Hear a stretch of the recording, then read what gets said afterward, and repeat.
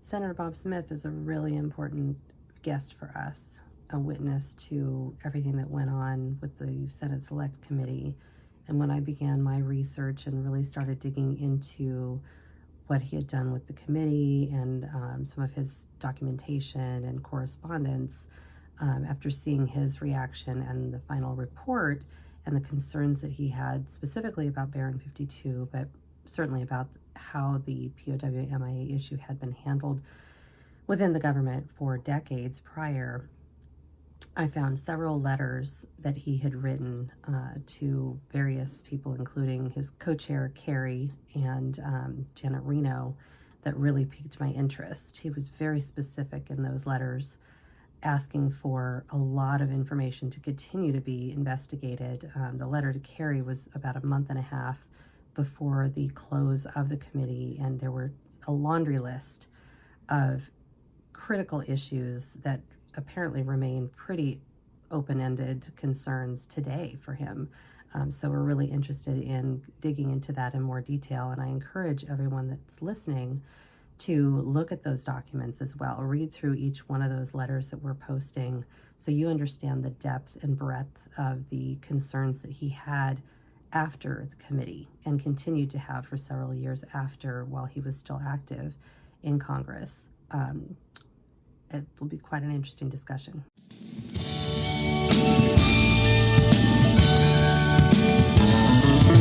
He just turned 20 when his chopper went down.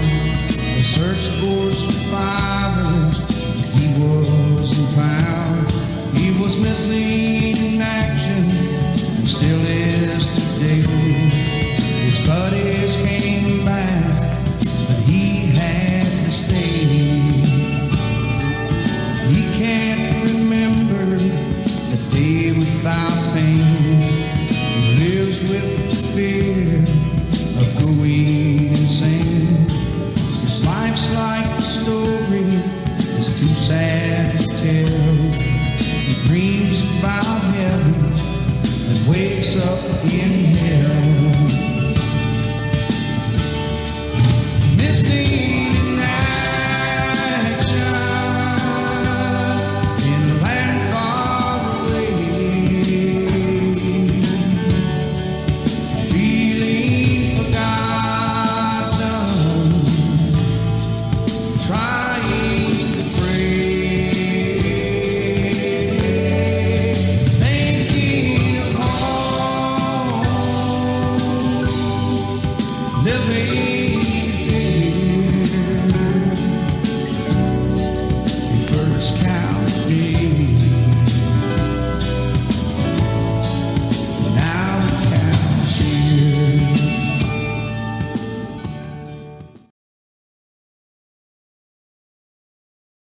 Let me ask you straight up. Anybody alive in Laos after Operation Homecoming in 1973, American POW?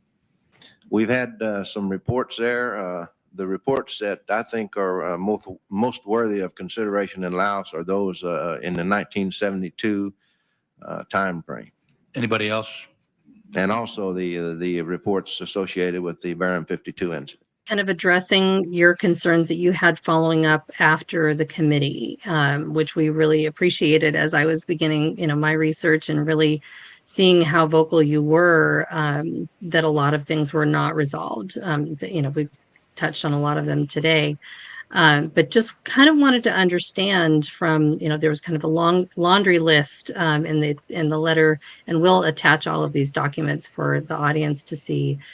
Your letter to Carrie, that was, I guess, about 2 months. You had about 2-3 months left of the committee, and all of the things that you felt were really, really priorities to address before the closing of the committee and the urgency of that. I wanted your sense of how many of those were addressed, how many were left on the table, and how you felt that was really addressed, by the committee in that last, quarter of the time that you had to really address all of those things. I would say 90% of that list of 102 bullets that I put in that letter were not addressed, were tabled. 90%. obviously we can't run through 102, but there are maybe 4 or 5 that I would like to address quickly because Mhm. I think they were very significant. One of them was we wanted access to the Nixon tapes because if there were live POWs in Vietnam in 1973, I don't think Nixon would want to leave them there. I think he got what he was told, but we would have been very interesting to hear the tapes of the discussions that Kissinger had with Nixon about those lists, if they existed. And so that was one thing that was never addressed. And one thing also that made it almost impossible, Kerry made me dismiss Dino Carluccio so that I didn't even have my staff assistant to finish the rest of the committee. I don't know if people knew that in the public or not.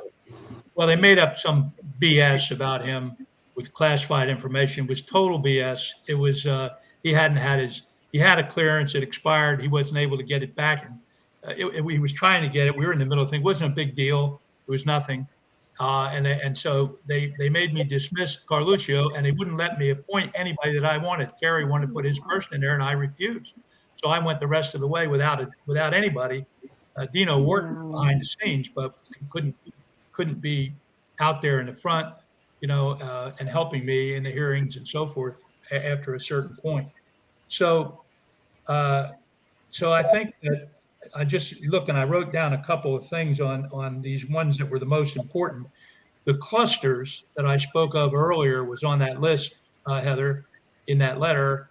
And the John Kerry and Francis Wenig, Kerry's staff director, destroyed all of those clusters. All of that evidence was destroyed, shredded, in a violation of law. They violated the law.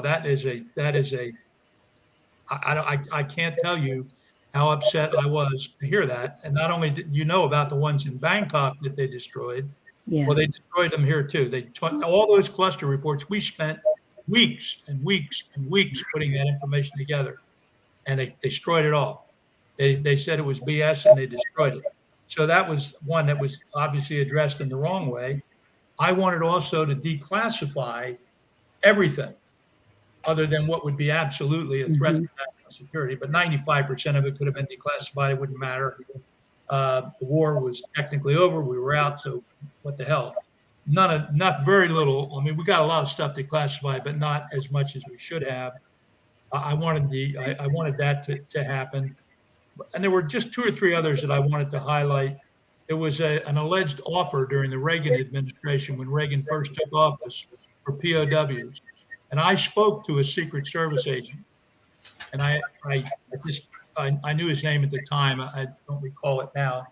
Who told me he overheard in the Oval Office that an offer was presented to, I can't remember who Reagan's top guy was then, but Reagan had to investigate it, and I don't know if it was true, but he said that he heard that, and so we wanted to have him testify, and Kerry went ballistic.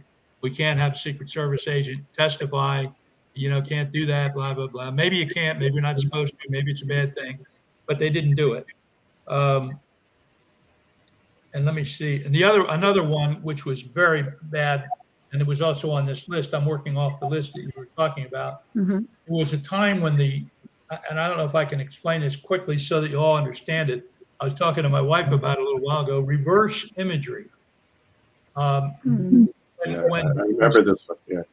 Okay, well, then you all know what that is. I'll just quickly state it. No, please, go right ahead, yes. If let's just pick a witness, say Bobby Garwood says, I walked down Lee Nam Day Street. I got to the end of the street. I turned left, and there was a building there. And in that building, I saw a POW. And around that building was a cistern and a bunch of trees. So I go back and I read the briefing of Bobby Garwood by the DIA, and it says Bobby Garwood was a fabricator because when we walked down Lee Nam Day Street, there was no building on the left. There were no trees on the left. They were on the right. The trees were on the right. The building was on the right. So therefore, he couldn't have seen any POW in that building on the left because there wasn't one. He made it up. He lied. Well, the truth of the matter is the building was on the left. They reversed the imagery and showed Bobby the imagery with the building on the right and the trees on the right. So if somebody showed you that and they said, here's a map, and you say, okay, there's a street over here on the right, and you say, damn, it was on the left. I know it was on the left. If they showed you the reverse imagery, put it in the wrong place, you'd be scratching your head too. That's what they did. And they did it not only to Bobby, they did it to hundreds of witnesses. And we exposed it all. And I wanted them to come in and defend what they did, but Gary wouldn't let me put them in there. And I spent days and weeks with Bobby Garwood, sometimes in private locations, in hotel rooms, and sat and talked for days at a time. And I believe every word he says about live sightings. And yet McCain threatened to destroy him if we brought him, so we didn't bring him. We deposed him quietly, and also his attorney.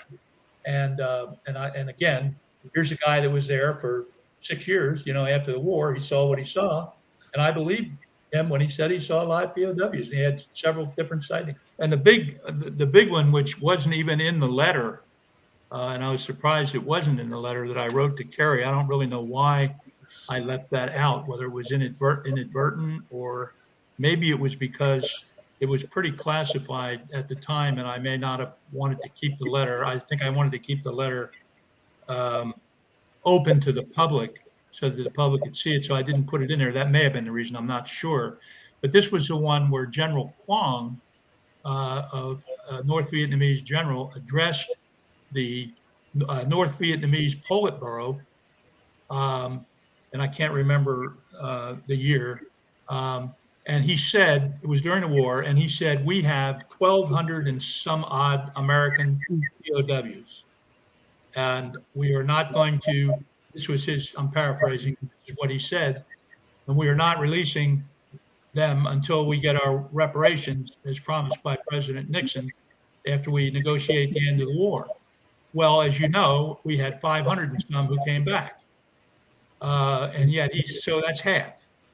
So where were the other 500?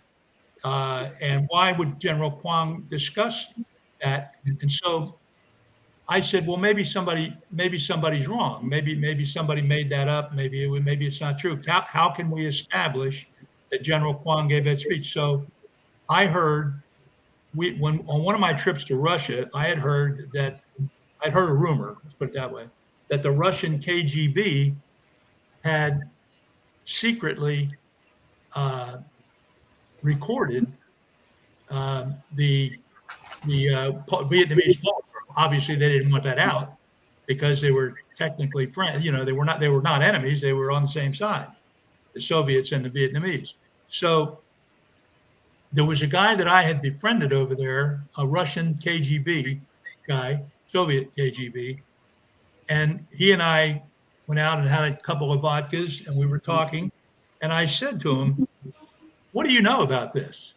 And he said, that's true. I said, well, how do you know it's true? And he said, Senator, do you know what a tape recording is? Do you know what secret recordings are? He's being funny. I said, yes. He said, well, that's how we know.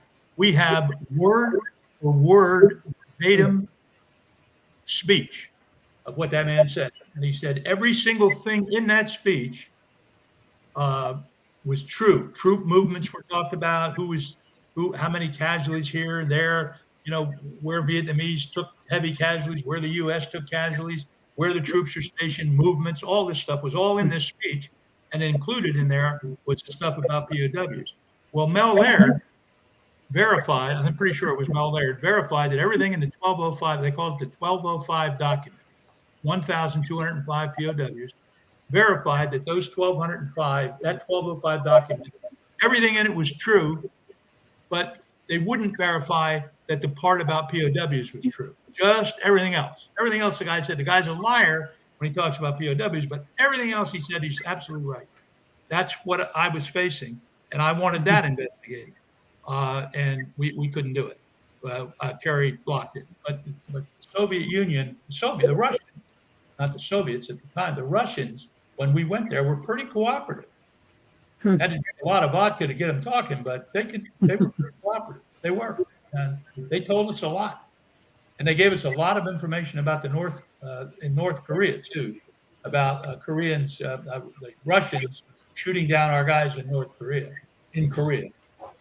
I wanted to ask a little bit more related to that, but specific to Laos, because a couple of your items on that list to carry were related to, doing a deposition with former Royal Lao General Vang Pao, who I don't know exactly when he moved to the United States, if he was in the United States at that time or not, and also the evaluation of. Sorry, I'm just scanning this really quick. The depositions of certain embassy officials and CIA station chiefs from Laos as well. Just curious, since Baron 52 is so related to Laos, just curious if any of those things ever happened or what Kerry's response was.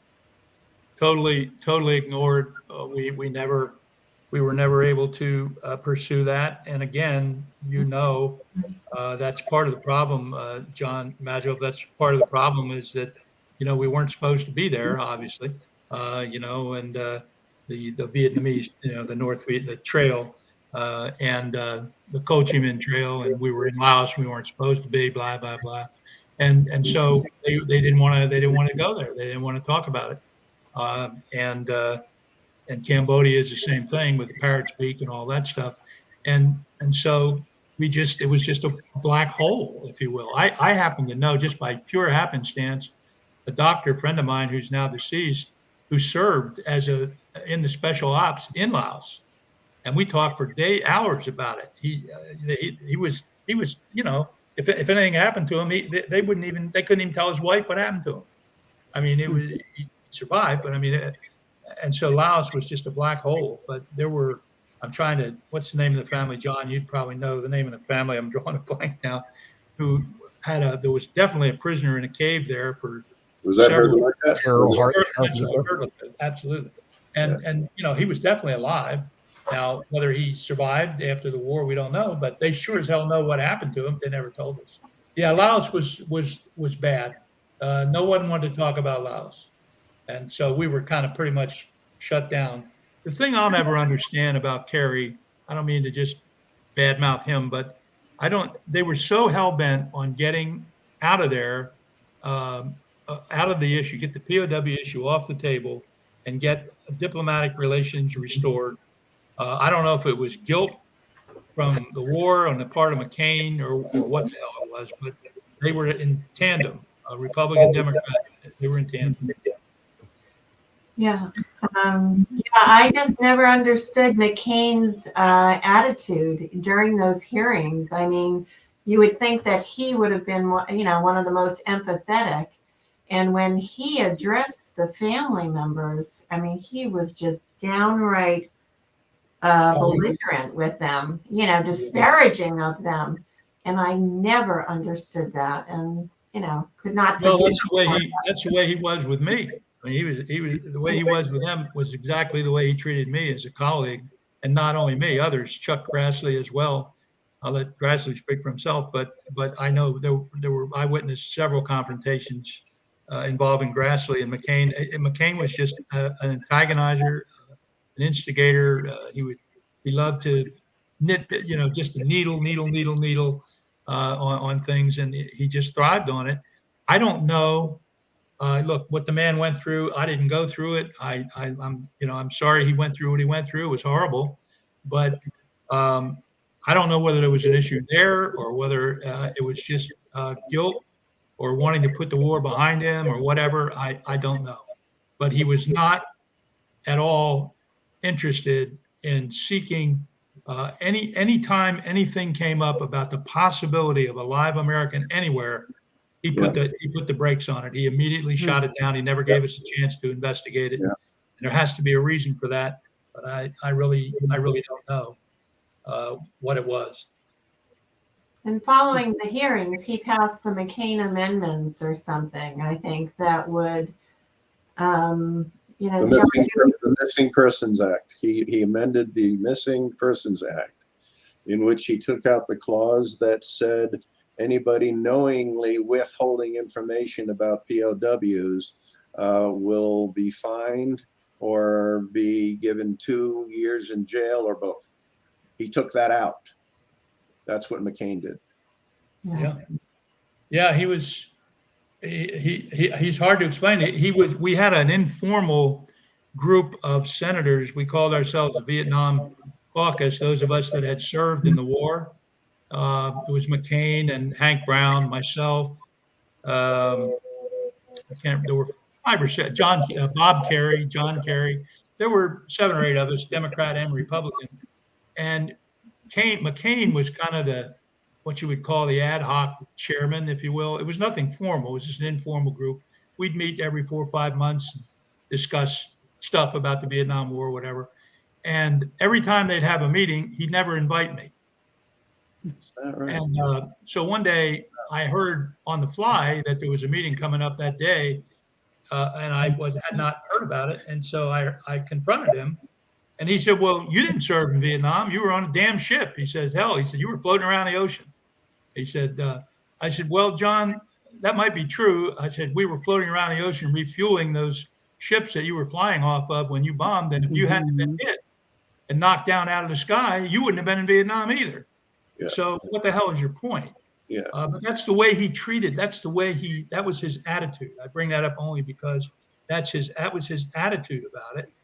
And I have no idea why. I mean, he clearly had injuries, physical injuries from the war. Maybe he had some mental ones. I don't know. But as I say, I mean, I'm sure he went through hell. I mean, I know I talked to a lot of guys who went through hell, but still, it was very disappointing. And I should probably tell this story because you asked it in one of your questions, Heather, about Bob Dole, or not Bob Dole, but about me getting the vice chairmanship.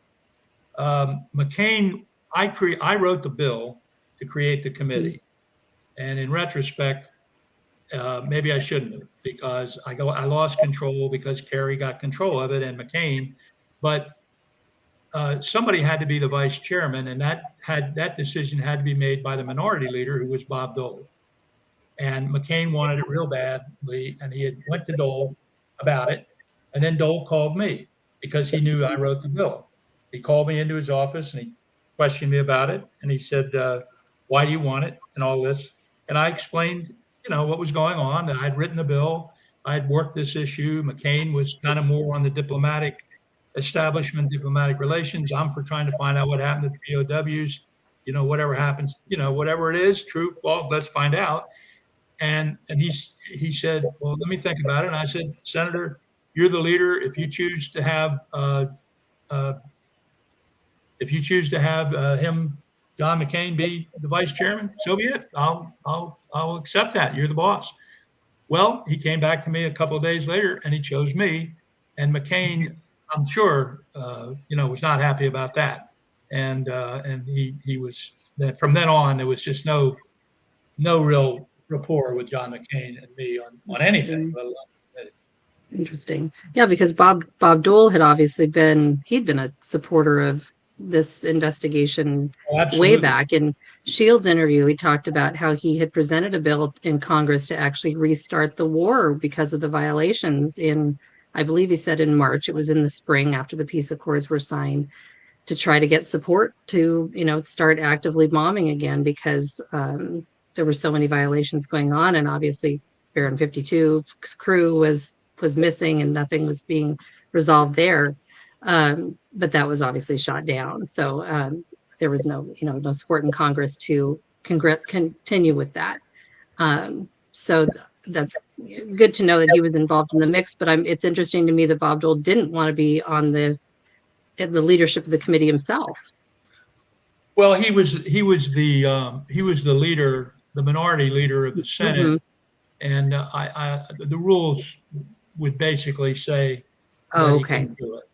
And it would not have been appropriate for him to do it. It was certainly appropriate in terms of his background, but in terms of, because he had the leadership position, he would have been better served to pick a Vietnam veteran, obviously. But since I wrote the bill, I think he would have given it to McCain had I not written the bill and worked so hard on the issue. He knew the time that I'd put in on the issue. I traveled to Vietnam several times before I even got to the Senate on Codels in the House with Solomon and Bob Dornan and others. So I had quite a history on it, and he knew that. And so I'm sure that's why he did it. But I didn't pressure him. He made the choice. And I told him I would accept his decision, whatever it was. Interesting. Wish we could ask him. Yeah. I'm sure he could Well, see your passion for it and the fair assessment of it as well. Yeah, I don't know of a fairer man that I ever served with than Bob Dole. He would back up what I just told you. Well, I'm assuming in these lists of those who testified that you had serious concerns about, based on what I've been told by John and his many, many years of research on this, that, Destot being one of those people on that list was never reprimanded for the false things that he testified to. And even though they were found and changed in the record later, there's a long list of people who you had concerns with, and we can certainly add that list to add all of these documents with that list. But just wanted to ask, if there really were any discussions about any reprimands to any of them or repercussions, or if that really also was part of the black hole. Part of the black hole. I sent the letter. I tried my best to follow up with Clinton personally. In spite of the fact that we were different political parties, I had a decent relationship with Bill Clinton. He talked to me a lot about North Korea because I went to North Korea. I was the first U.S. senator to go there after the war. And so I had a good rapport with Clinton, but I couldn't get Clinton or Reno to give me the time of day on this. It was just, they considered it basically the staff, the senior staff, the majority staff, on the committee, thought it was a big joke, the letter. They got a good laugh out of it but those people lied. We cited chapter and verse in the letter about what they did. They lied under oath to the committee. They lied in some of the live sighting reports. They lied when they reversed the imagery and on and on and on. You could go down the line. And there were plenty of examples of that. And all we wanted to do was to have this exposed. And my point and you added the letter to Bill Clinton, the one with Torino cited who these people were that had made false statements. So there was a crime there. But in the case of the letter to Clinton, all I wanted to point out to Clinton was, look, he had just taken office. He was new. He was coming on to the issue, and I was trying to get his attention to it. Don't listen to just the people that are, stuck on this issue from the previous administrations and have been there forever. Listen to some new information. Here's some new information. Don't believe me. Just check it out. And I was trying to get him to come out of that and come out maybe and be a little bit challenging to these people, but he fell right into the same gutter with the rest of them and never turned to these people. They stayed there forever. Probably some of them are still there. Can I ask a question about your relationship with the Defense Intelligence Agency? Did you have any allies within the DIA? I think allies would not be the right word. I felt that, and some may disagree with this, but I felt that Wick Torreson was a straight up guy. I was with him. He was one of the guys that debriefed Garwood down at Ocracoke. I felt that Torreson was honest. He may have been manipulated some, but I didn't dislike him. I felt he was okay. Of course, General Ty, and then the guy the general, who was the one that resigned? Peck, Colonel Peck, I think. Millard Peck. I think you're right. Millard Peck. I felt he tried to be truthful, and he got fired for it. Anybody who tried to be truthful, and they didn't want. And one of the things on that list, Heather, that I neglected to mention was that there was an effort made to a coordinated effort by Zwienig at the committee, Francis Zwienig and John Kerry, and they would, when they made me when I had questions, other than what developed in a kind of an ad lib situation, which I had a lot of, but they wanted to know what my line of questioning was going to be, and I had to submit it to Carrie. And she took that information and gave it to the DIA before they testified. So my attitude on that is we're investigating them. We're not working with them. We're trying to find out what the hell happened. Why are we giving them our questions? They gave them all the questions they asked, and then they tried to give them everything I asked. So a lot of times I just held stuff back, and that's why I ad libbed, because I wasn't damned if I was going to tell them everything. So I could at least that's why that exchange that I had with Destat was pretty testy, because he was lying, and I knew he was lying. He knew I knew he was lying. He knew I had done my homework, but he didn't know, because I didn't tell Terry everything I was going to go into.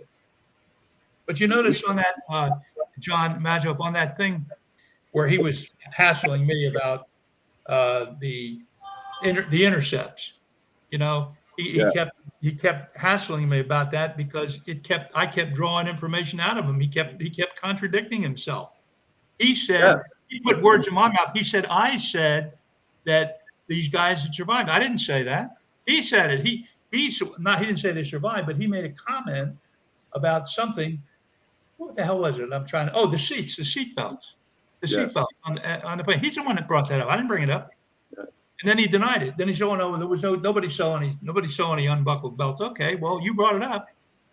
So he also said in retort to your comment about the one analyst, where you were implying he was the one analyst, that we have the danger of listening to one analyst, meaning Destat. And then he came back and said you so eloquently described why Mooney's a bad guy. He's the one analyst. It's alleged here by Senator Smith that 4 guys could have gotten out of the aircraft. I didn't allege anything. Well, I used the facts. I used your radio messages. All I'm trying to point out is, in terms of analysis, let me just, this way quickly. An EC-47 is lost at a given day, 5 February 1973. A radio transmission is received, okay? There are no other aircraft in the area that have been lost in that period of time. There are 4 bodies, 8 people on the aircraft, 4 bodies are recovered, 4 are not. I'm just saying, when a question is asked, and we look at the facts, and a question is asked by a witness before this committee, is there any evidence? And you say no, I think that is very, very misleading, if not downright being dishonest with the committee. I understand the senator's and point. I think you have to express when we're an oversight committee, we're trying to find out how you analyze data. And when I see that kind of response to questions that I'm trying to analyze data, I frankly don't know what to believe or what to, when you guys, so all I'm saying to you is, you not only, this is not simply a case here where you had no message. This was further than that. You got a message, you got a lot of activity on that message. It went all the way to Secretary Kissinger. That's how far that message went.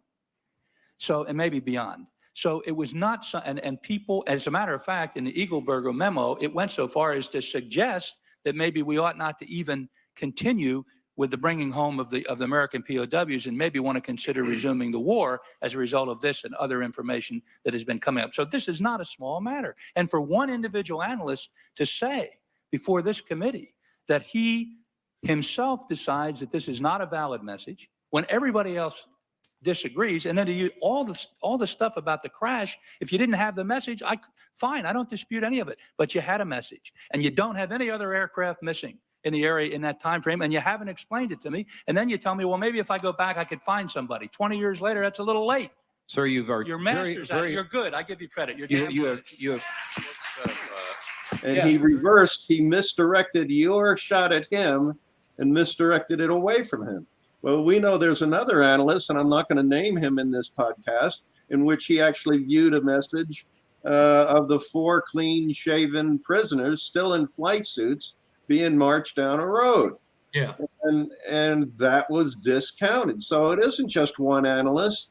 There are several analysts who agreed with it, but the stat got away with that as well. And the thing that I tried to point out was one man, Destat, threw out everybody else that was in the equation, thought enough of it to send it all the way up to Kissinger, right? For the negotiations. But he decides all of that is bull now, and none of it was true. And one guy, makes that decision. But one guy, Mooney's wrong, and he's right. And he's right. Very good. That's what you were trying to. Yeah. That's the point. Yep. He's a master of deception. And you even I said admit I was frustrated. I was so you frustrated. were. You said you're damn good at what you do, and that is They are. Yeah. Making bullshit. Right. Excuse my language. Yes. They got the fine art of BSing down to a science.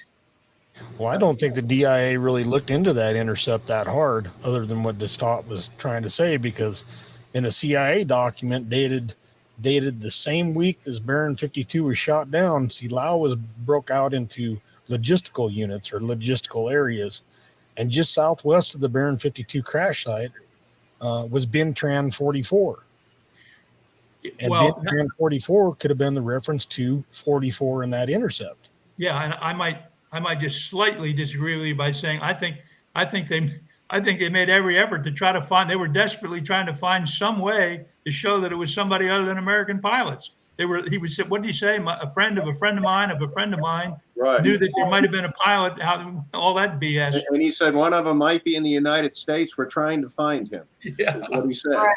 And he also did a slip thing about this Bintran and 44 and the route markers. He goes into his briefcase and he pulls out a North Vietnamese technical manual and said, this says that if they ever use kilometer markers in their communications, they have to say kilometer markers. And he issued a different translation of that single sentence. And what was that translation? That translation changed the word pilot to pirate and added a clause saying to the effect that these people were the pirates were being moved from 44 to 93.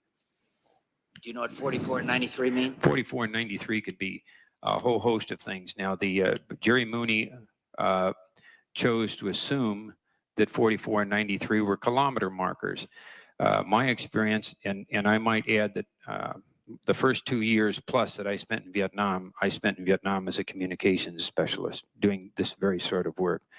And in my experience, both doing that kind of work and as a fairly accomplished linguist, if these were kilometer markers, it's virtually certain that they would had to have included the comment kilometer marker. And I have in my briefcase here a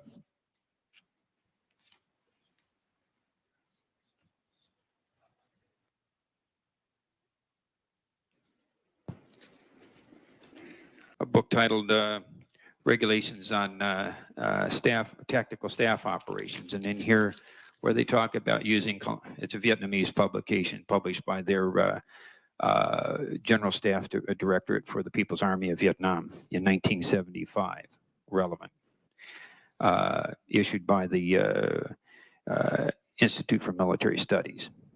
And as they point out, if you're going to deal in kilometers, you have to note that it's kilometers. And he said unwittingly, and this is dated 1975. Baron 52 was shot down in 1973. Exactly. I mean, he was tripping all over himself. The old adage, all the tangled web we weave. Oh yeah. And and he tripped all over himself, and no one called him out on that. No. We can go all day about the stat. No, he's a bad man. He is. I'm sorry to say it. We feel the same. Yeah, no, he definitely is a bad man. And I had one other thing. You mentioned Torreson, Senator. Yeah. How involved did you get with Tom Lang? He was a researcher, as Torreson was, for the Senate Select Committee, because there's a document that Tom Lang submitted to the Senate Select Committee concerning the DIA. And in this document, he speaks of a box of secret classified POW documents. And when he went back to review that box and its contents, the Defense Intelligence Agency could no longer find it. Were you in any way, shape, or form aware of that statement that he wrote to the Senate Select Committee? I could have been, John, but I don't remember it. That's possible. I don't want to say no. Okay. Probably if I did. I didn't dislike Tom Lang. He was one of the more straightforward ones. But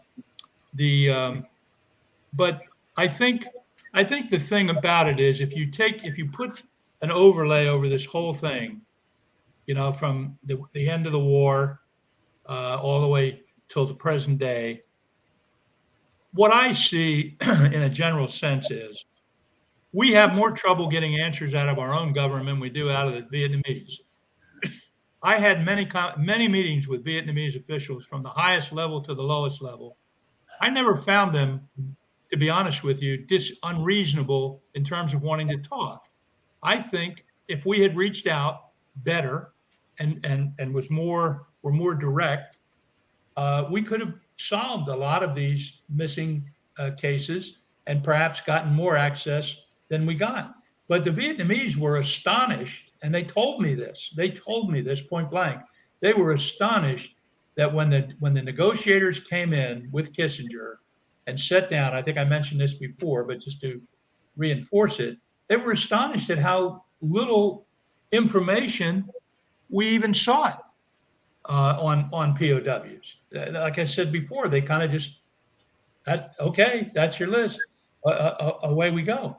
And they clearly had information. I mean, we had films of captured pilots that, were never returned, and on and on and on. So I just think that the whole setup from beginning to end was wrong.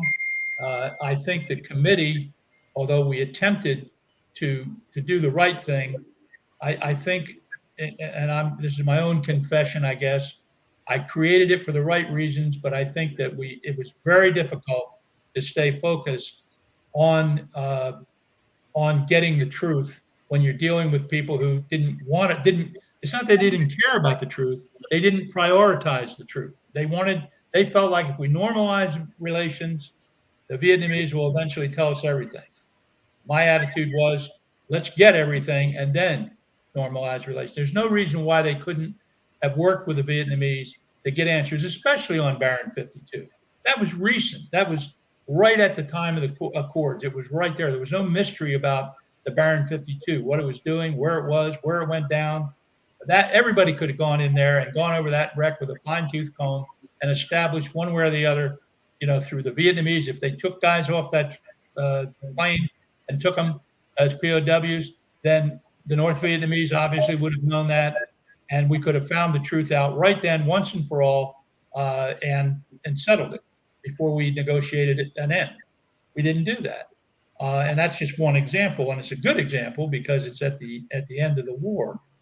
But I just think that the whole thing was mishandled. We had a whole a concept of, not concept, but an attitude of debunking everything. Anything that anybody said about a live sighting was a lie, period.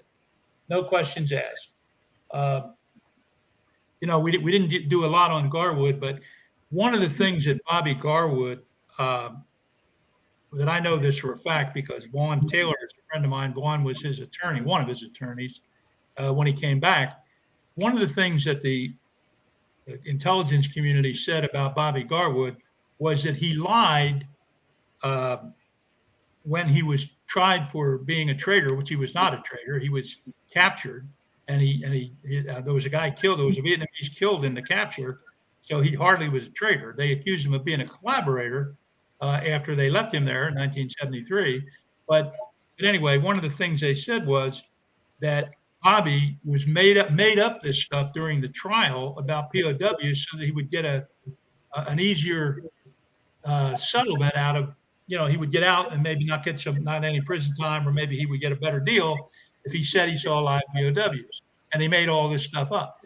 Well, when that came out, Vaughn Taylor, who's one of his attorneys, told me, well, you can easily disprove that, Bob.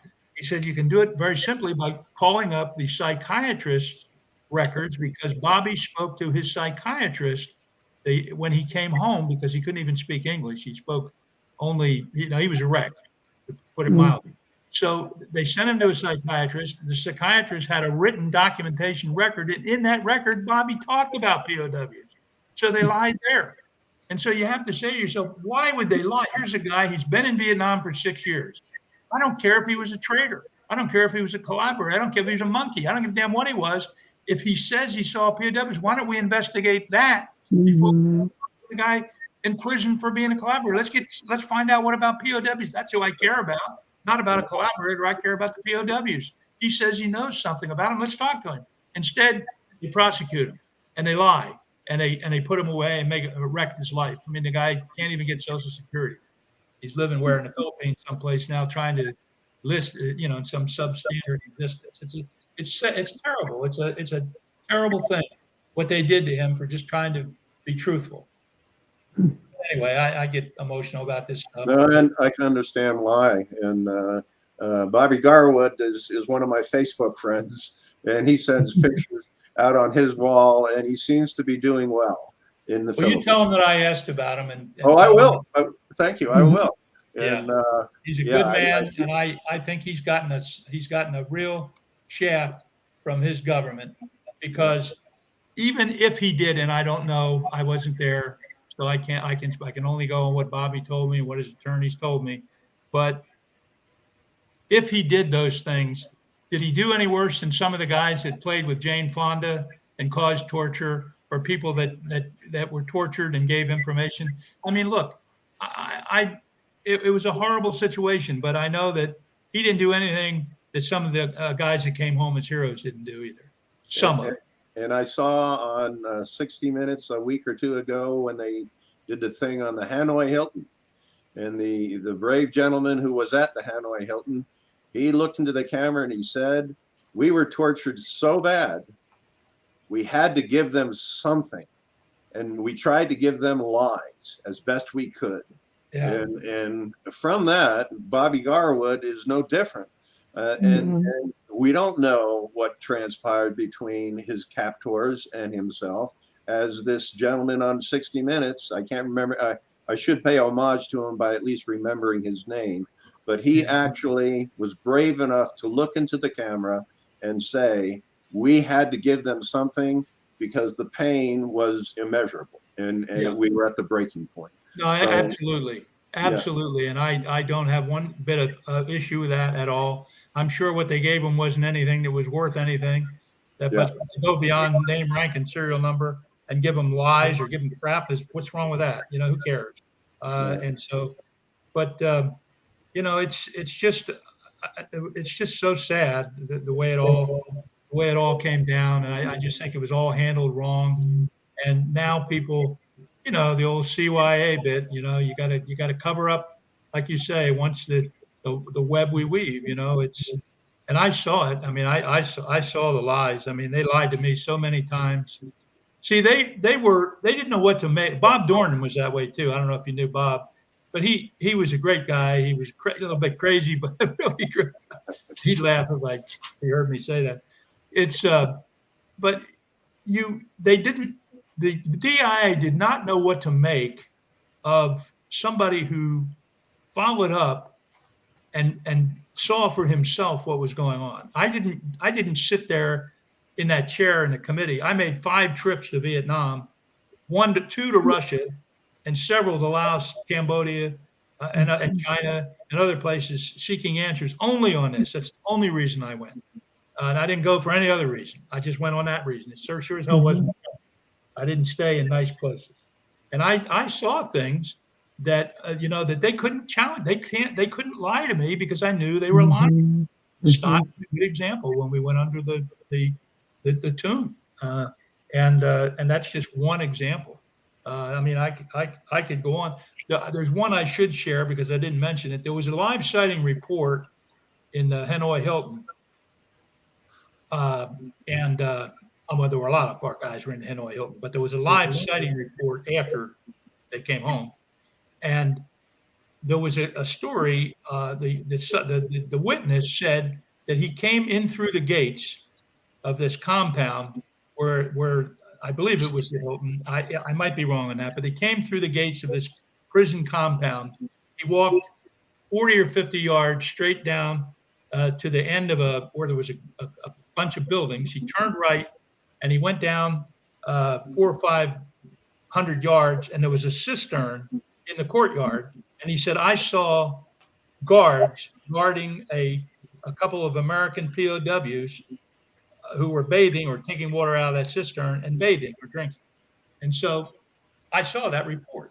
And so I asked for a debrief because I was going to Vietnam and I wanted to go in that prison. So I asked for a debrief from the DIA, and they said, well, he's lying. And I said, well, why is he lying? How do you know he's lying? How do you know this guy's lying? He said, because there's no cistern there. I said, okay, good. That's fine.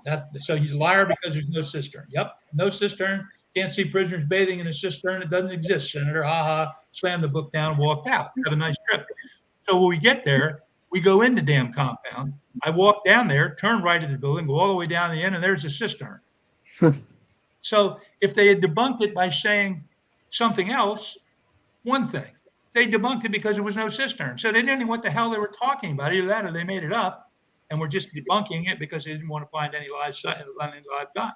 Or they didn't want to embarrass themselves. If I can bring up one more name, and I'll apologize for bringing it up because I don't want to hit one of your trip flares here, but Commander Trowbridge from the DIA. We have a 3-minute clip in which he explains how the DIA operated with the entire intel community and with each individual service secretary.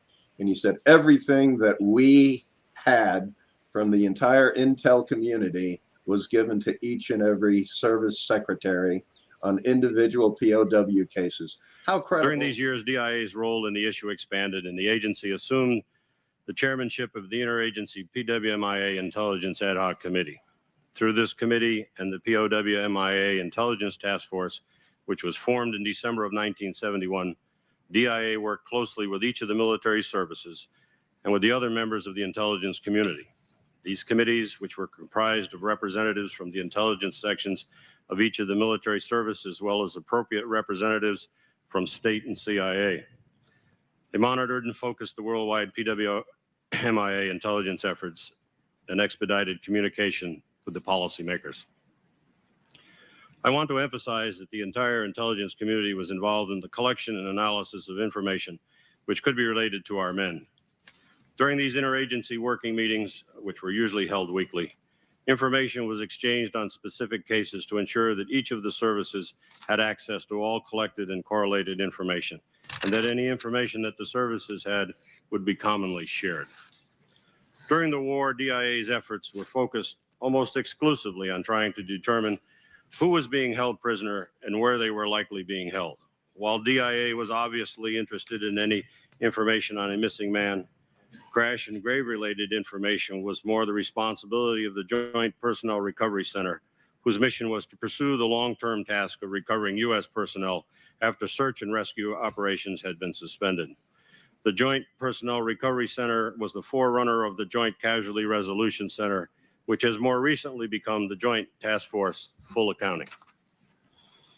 All types of information were used to determine the likelihood of captivity. Some information from sensitive intelligence sources were often quite reliable. Open source materials and information from visitors were also of value.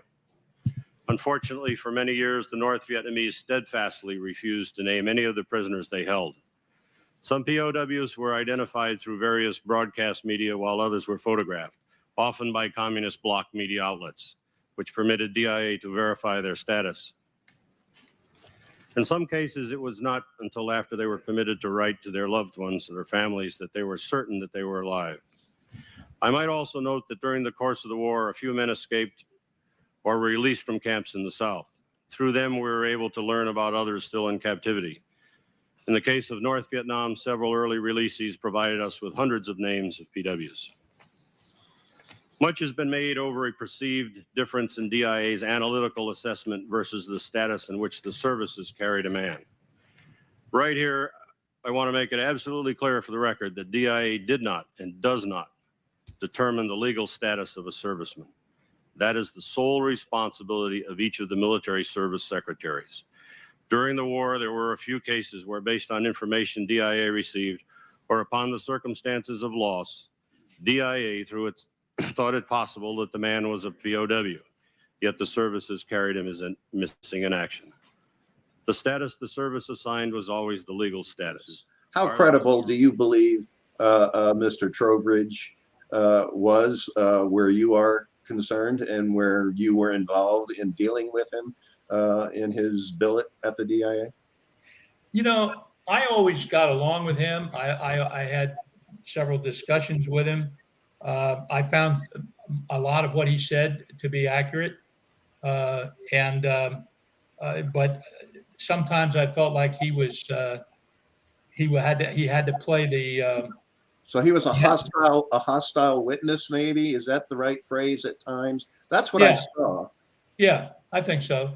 He could only go so far.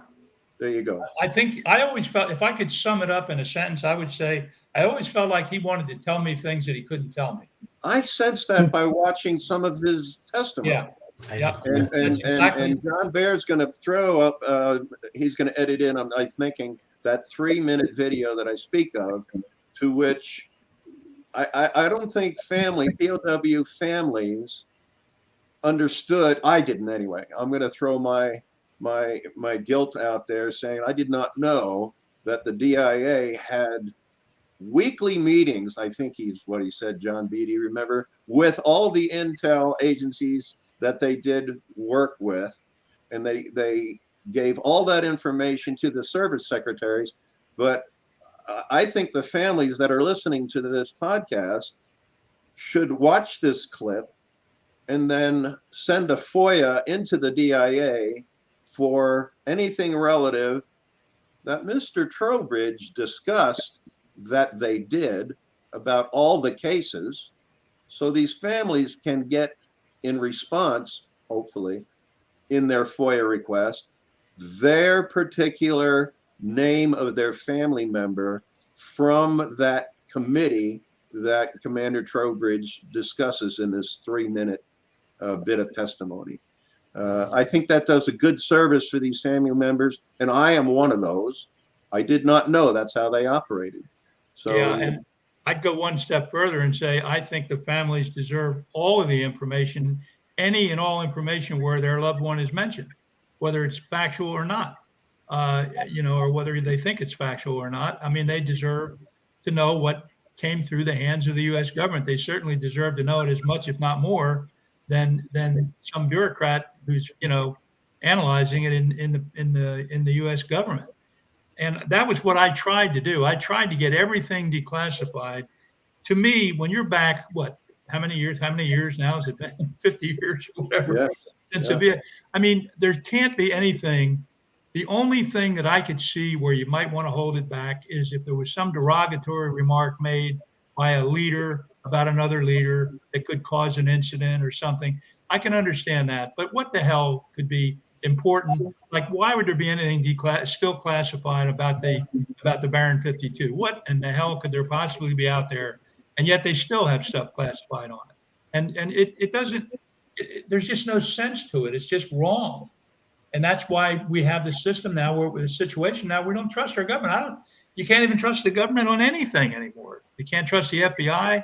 You can't trust the voting system. You don't know what to trust. I taught history. I taught government. I taught the U.S. Constitution, for God's sake, before I went into the government. Now, I'd have to say everything I taught you is wrong. It's not what it's supposed to be. They're supposed to be honest. Nobody elected these people.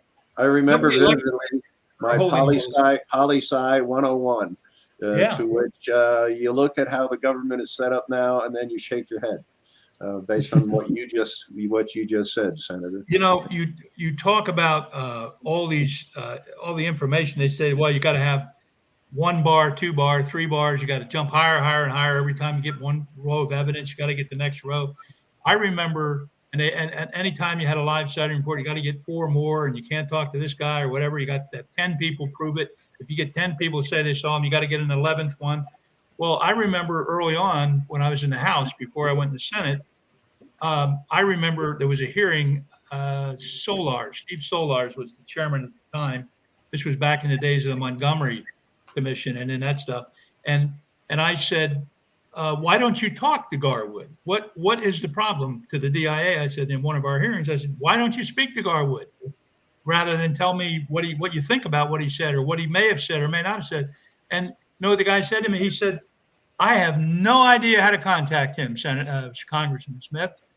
I reached in my pocket, took out my wallet, took out a little piece of paper. I said, here's his phone number. I said, I'm not going to give it to you until I talk to Bobby, but I've got it. So call me. Never called me. He never called back. But I set up a meeting with Garwood in Ocracoke, and then they tried to shut me out. Yeah. They tried to have the damn meeting without me. After I set it up, they wouldn't tell me what time it was or where it was. And then Bobby called me and said, hey, are you going to Ocracoke? I said, well, what? And he said, yeah, we're going to Ocracoke. We're going to meet in a motel down there for 3 days over the weekend, and I'm going to debrief with you. I said, I'm going down. And so he got there, and they said they didn't want to talk to him without me there. And Bobby said, if you want to talk to me, Smith's here. Otherwise, we're going home. And that was that. And I sat there and listened to the whole thing. And Bobby told him the truth, too. And it shocked him. Well, I'm fulfilled with this episode, if you don't mind me saying so, Senator. And well, pardon me for running my mouth so much. No, we're glad that you did. We appreciate it. I get so emotional about this, and even now, you know, all these years, and to know all the struggles that you guys have had gone through, your family members especially, and friends, it's terrible.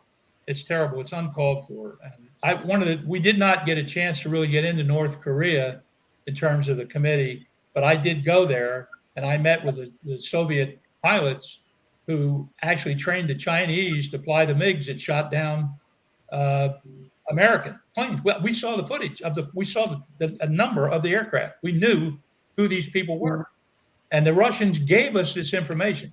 So when I got back, and I had the information myself in my own hand, 10,000 documents we brought back, 10,000 documents, films, papers, documents, you name it, testimony, and I brought it back, and they were all over me at the Pentagon to get it. And I said, look, I'm going to give it to you, but I asked one condition.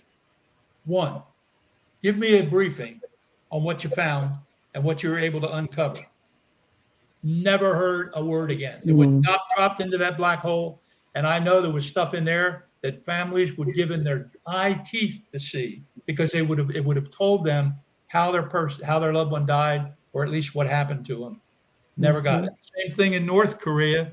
When I got 12 sets of remains back from the North Koreans, went right into Pyongyang, went to the DMZ, then up to Pyongyang, and they provided the remains to me. I mean, it was rough. I mean, we were threatened, but we were able to get them, and didn't even get. I said, could you at least tell me whether you found in these 12 sets of remains that I provided you, and you could see them.